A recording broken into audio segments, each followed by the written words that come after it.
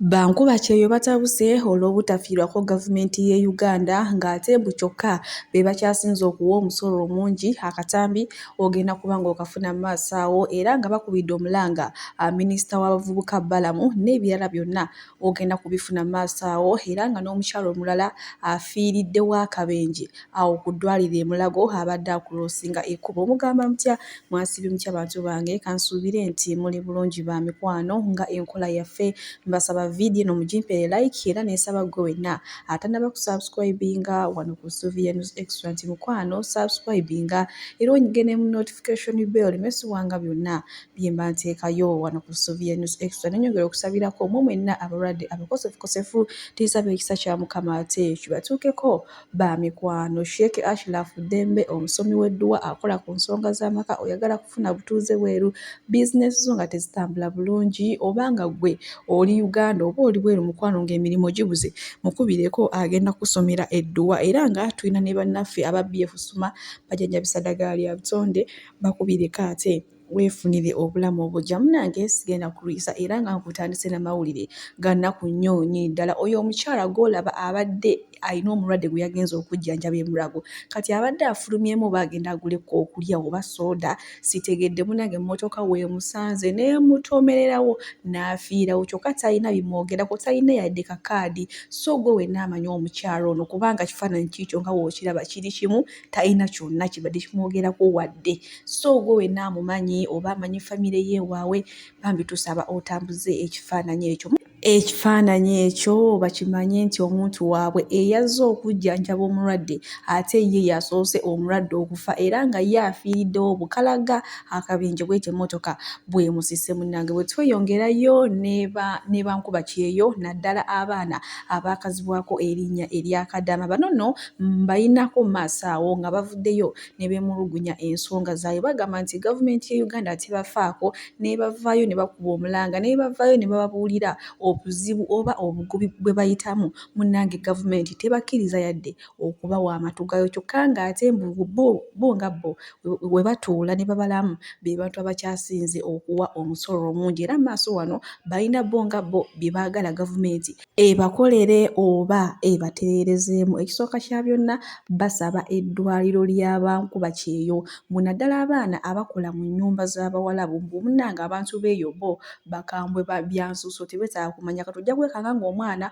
olw'okuba abadde ali eri ng'atulugunyizibwa n'akomawo e Uganda kijja kwetaagisa okusooka kugamba okuwummulamu okugenda mu ddwaliro nti singa bakolawo eddwaliro lya Bankuba Kyeyo nga gwe Kadaama oluvaayo ebweru osibira ku ddwaliro eyo oba n'omalawo omwezi oba wiikisi bbiri tukubanga ssente zaabwe bo gavumenti muziyina bawera ddala omusolo. Tebakomye okwo basabye minisita Balamu nti ayingire mu nsonga zino abaana nti ekyamazima batulugunyizibwa ebyensuso abaana babatta ne bafa awatali musango ne babasibako emisango kugamba bingi bye boogedde nti ate bo munnange obuzibu bwe baafuna ne bavaayo ne boogera ensonga zaabwe bo baabakazaako erinnya mbu ba Kadaama munnange balalu tebategeera era nange ebyo ebintu sijagamba nti oba byewaayiriza mbiraba. Munnaye Kadaama ne wavaayo n'ayogera ensonga ye tewali n'omu amufaako bakanya kuwoza abo balalu abo tebategeera naye nga munnaye mbu bayita mu buzibu bayita mu bugubi.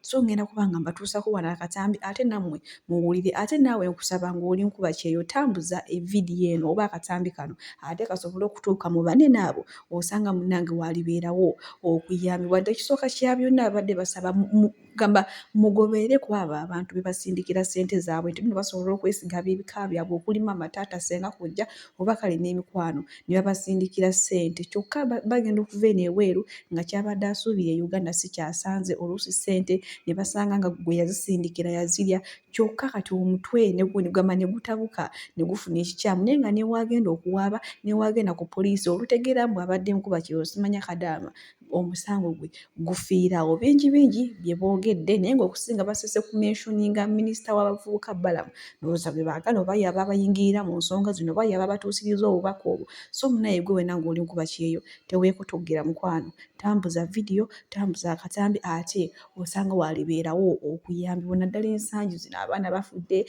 abaana babasibyeko emisango ey'ebweru. Sooka mbateereko aka audio kano nammwe mwewulireko ng'abaana batottola oba nga baagala gavumenti ye Uganda byebere bakolera nze kambasibulire wano omukama abampeere byonna bye musinga okwagala gwe wenna ayagala Subi News Extra. Bye bye. I would like to take this opportunity to pass this information to our government, but I'm talking on behalf of my fellow Asolas. Bannange naddala ku saidi yaffe nga bakadaama. Saba omulanga guno gutuuke eri abo bekikwatako. Omukulu Balamu, Honorable Minister Balamu, mukama waffe tusaba. Si mu bubi. Naye bannange waliwo embeera y'okuba nti ennaku zino bankuba kyeyo tuyitiridde okufa. Tufiira eno ku kyeyo ate era ne tufa nga tumaze okukomawo awaka. Naye nga kizibu nnyo okugamba nti oba olyawo ebirwadde ebitutta nga tumaze okutuuka awaka nti oba tuba tuvudde nabyo ku kyeyo. Kiri two-sided. Waliyo okuba nga tuba tuvudde nabyo ku kyeyo, meaning sometimes omuntu otuuka awaka oluusi n'otafuna budde bwekolako check-up ng'omuntu. Naye ate bw'otunula ennyo sometimes abaana abasinze okufa nga bamaze okutuuka awaka. Oluusi kiva ku challenges ze basanga nga bamaze okutuuka awaka, oluusi oli n'atuuka awaka nga n'asanga nga ebintu tebyatambula nga bwe yali abisuubira, ng'abadde ku kyeyo nga bamutegeeza birala atagera otuuka awaka nga si bwe biri, abamu batuuka akasente tekaliiyo, abamu batuuka baaviirwako abaagalwa baabwe like oba ng'abaana nga batuuka n'obbaziika nga tebabategeezezza in the name of basobole omumalako contracts zaabwe. Abaana bangi bava eno ku kyeyo ne batuuka awaka ate ne bamaliriza nga beekyaye nnyo n'okusinga ate bwe babeera ku kyeyo. Naye nga mujjukire nti n'eno ku kyeyo tulinayo ebitusoomooza. Obaawo ng'oyaayaana okudda ewaka owummuze ebirowoozo, kwegamba n'oba ng'ovudde eno ne depression zo ku kyeyo ate n'otuuka awaka ne byegatta. Bannaffe bwe batyo mu buufu obwo mu ngeri eyo bamaliriza baluguzeemu obulamu. Olw'ensonga nti tewaliiwo buddukiro, tewaliiwo kifo we tukuŋŋaanira for counselling, tewaliiwo. Ebiseera ebisinga abaana bwe bava ku kyeyo bamaliriza bali mu lonely life, bamaliriza bali mu bulamu bwa kukutana kwekweka olw'ebyo ebiba bibatuusibwako, ate ng'oba oli awo oluusi n'ababa balidde ssente zaabwe baba abantu baabwe ba munda. Naye ate bamaliriza be baba mwokinga. Like, you get it. I don't know whether you will understand me, but I would like to take this opportunity nga nsaba government on behalf of my fellow hustlers batufunireyo ekifo ne bw'enaabanga oba oli awo oli akyayinza ogiyita oba rehab oba kadaama's home, ng'omuntu bw'aba alinako embeera emuyitiriddeko alina ekifo ekyo w'asobola okugenda n'awummulirako kokko oba n'afunamu kokko ka counselling bannange, oba kinaakendeezaako okufa, oba batufunireyo kokko n'amalwaliro agaba gamanyiddwa nti abaana baba bavudde ku kyeyo basobola okugenda mu malwaliro ago ne babeekebejja. Kubanga bannange kiruma nnyo omwana okuba ng'alwanye n'amalako n'embeera y'ekyeyo ne tuyita mu bingi bannange. Olaba sometimes we go astray, amaliriza nga bagamba baana baba bakadaama babaaki. Bannange temutuvuma, just take a heart and forgive us because tuyita mu bingi.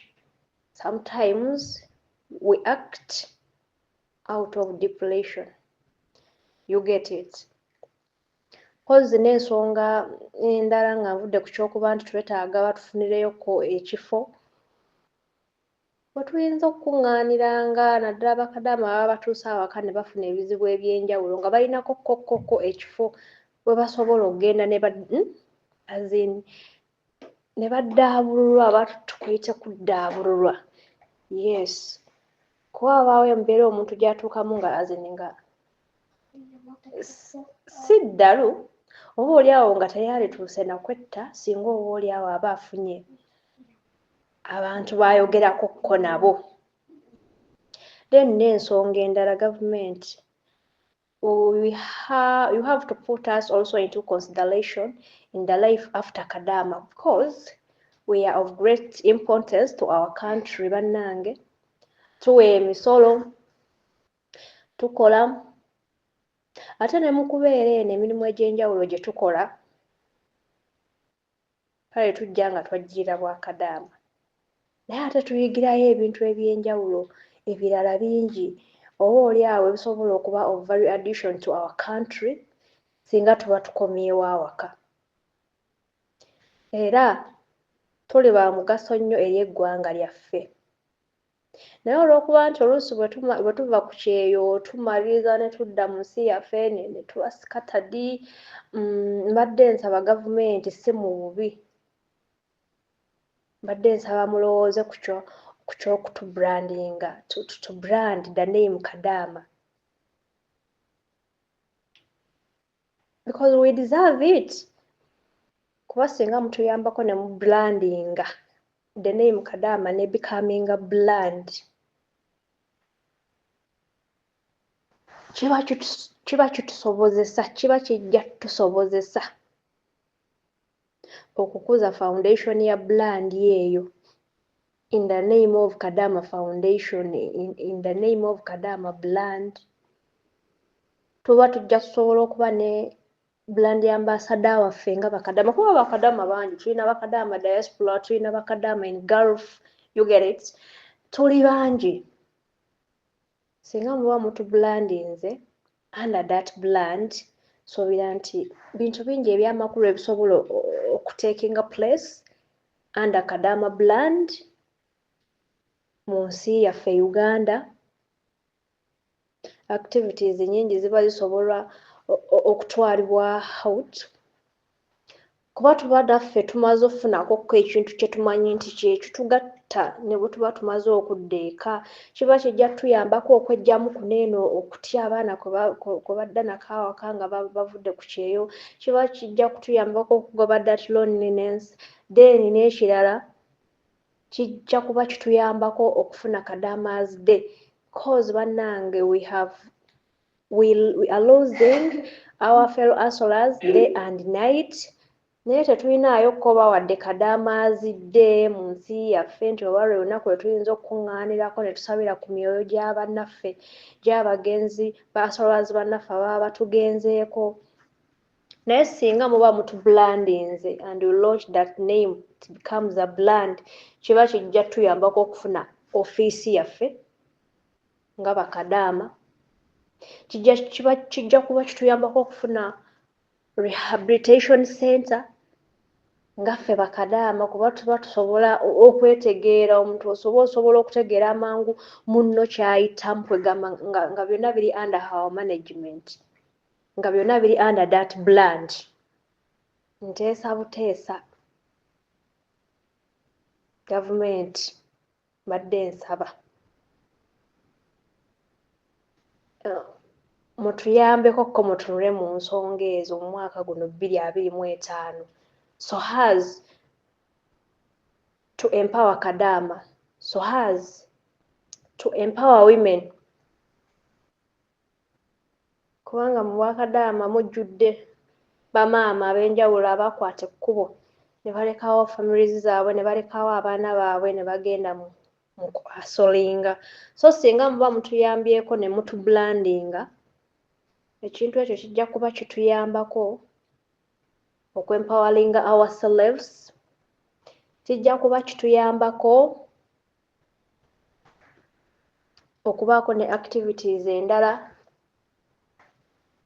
zetukwasaganya nga tumaze okukomawo mu nsi yaffe, obulamu ne busigala nga bugenda mu maaso. Oba oli awo kinaakendeezaako n'embeera ezo eziriwo ez'okuba nga bannaffe bafa, bannaffe bamala otuuka awaka ne basinkanayo ebizibu, batya ate okubaako be ba-informinga olw'ensonga nti tewaliiwo nnyo kifo kiri private oba kiri concerned to their issues gye baba basobola kuwaaba bakutuukako kulaba nga babudaabudibwa.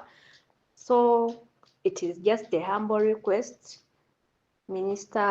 Honorable Minister Baram, mbadde nsaba otunuleko mu nsonga zaffe ezo ozitambuze zisobole otutuuka eri abo bekikwatako kubanga kisusse tufa nnyo kiruma okuba nga ku ddungu tufa ate ne bwe tumala okukwata ekkubo ne tukomawo awaka era still ne tusigala nga tufa. Then ntwala omukisa guno okwebaza organizations or associations ez'enjawulo eziyimiridde ezikoze obutaweera okulaba nga zirwanirira eddembe ly'aba hustlers mu mawanga ag'enjawulo. Big up guys, Allah basasulemu ekisinga obulungi, mukola omulimu gwa ttendo, mukolera ddala omulimu gw'amaanyi, mutuyambako transport the bodies of our deceased hustlers who lose their lives in the hustle. Mutuyambako okununula our fellow hustlers who get problems at their working place. So we thank you guys. You're doing a great job. Keep it up. I sign out as Proud Kadama. Thank you for listening. Abalungi abatuuliriza era abatulaba olunaku olwaleero tukyaddeko ewa Sheikh Ashraf Dembe. Sebo sanyusa okubalaba. Amannya agange Seeka Ashraf Dembe akola ku bizibu by'enjawulo. Omuntu singa aba alina ebirwadde musomereddwa, tunywa amazzi ga lukuya nga bw'obadde ogalaba, tugenda abantu ku kyoto ne twokya emizimu emibi egibabaamu n'okulomba edduwa. Abantu singa abeera ng'ali wano atuuse sobola okumulombera edduwa, ne waba atatuuse nga mpadde amannya ge naye ng'ali wala. Neetaaze enamba yange yeeno eri 0707363711. Nammwe bannyinaffe abali ebweru oyagala okuba nti oyagala okulombera ku dduwa ng'olina ebizibu, viza zibuze, amaka gakolongotana, sente zikola zimpita mu ngalo, ojja kumpeereza ekifaananyi kyo n'amannya go, ebyo byokka bijja kummala, nja kukulombera edduwa, ojja kutereera. Olunaku olusembayo mu mwezi mba n'edduwa ey'awamu ffenna n'abalwadde bange abakadde n'abapya. Salaamu alaikum warahmatullahi wabarakatuh.